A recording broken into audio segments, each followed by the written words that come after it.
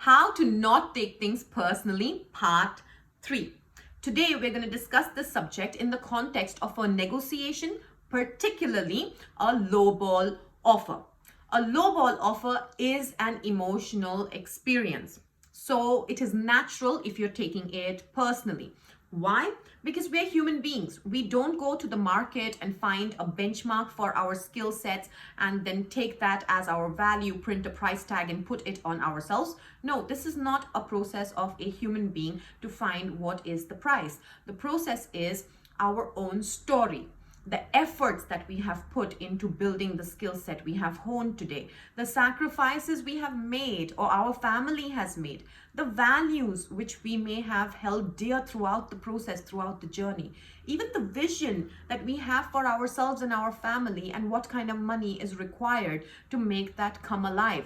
All of these factors will go into coming up with the number that reflects our self-worth. Right? So when somebody brings a number that is lower than this number, it will create an emotional experience in our body, like a sinking of the stomach feeling. That is why it's called a lowball offer, because it is a personal experience.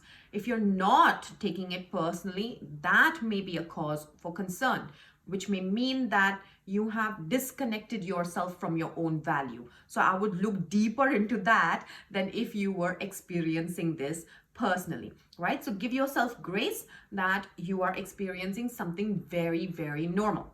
Now, how do we go about addressing a situation like this? First and foremost, and this is non-negotiable, is feel that feeling. Even if you're on a call or in person with them and they are presenting that number and it's causing that emotional experience in you, feel that feeling.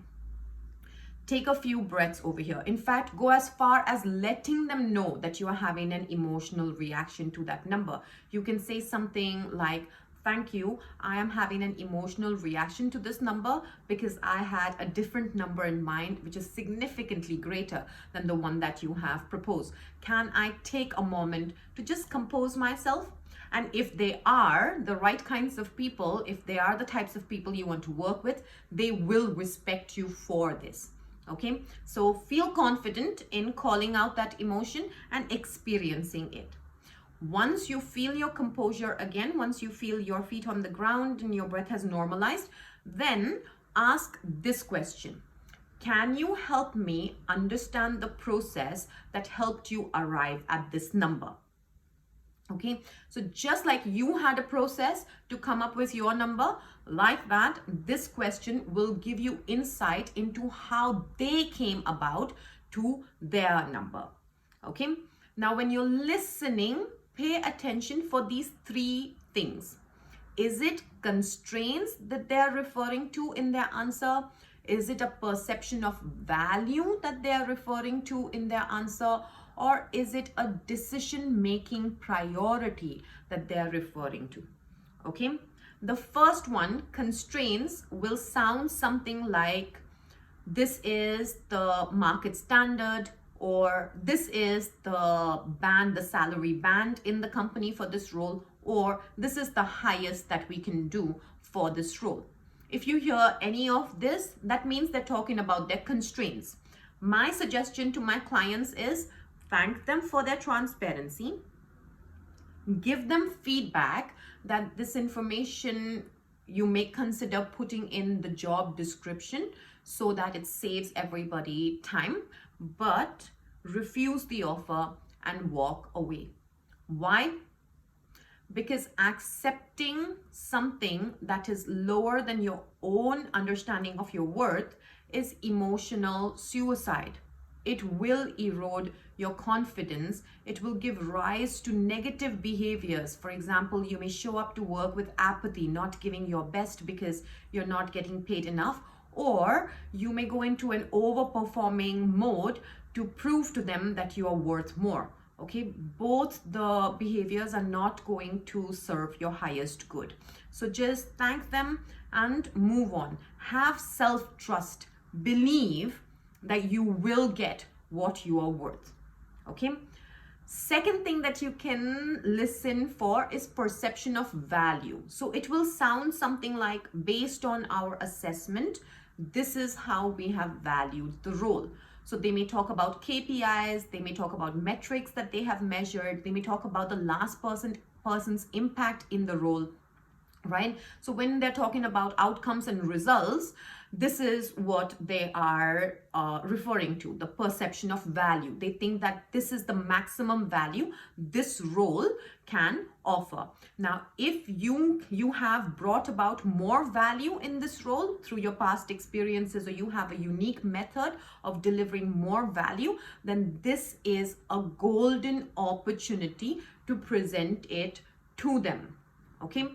This may also mean that during the interview rounds, you did not do a good enough job of talking about what is the ROI that you will bring to the role. You may not have addressed the risks associated with the role, and therefore there is a little bit of a misalignment in how they see the impact and how you see the impact. Okay, having a logical discussion and aiding them in their decision making is the goal here, and a little bit of clarity basis your past experience and all of that will help you do so effectively.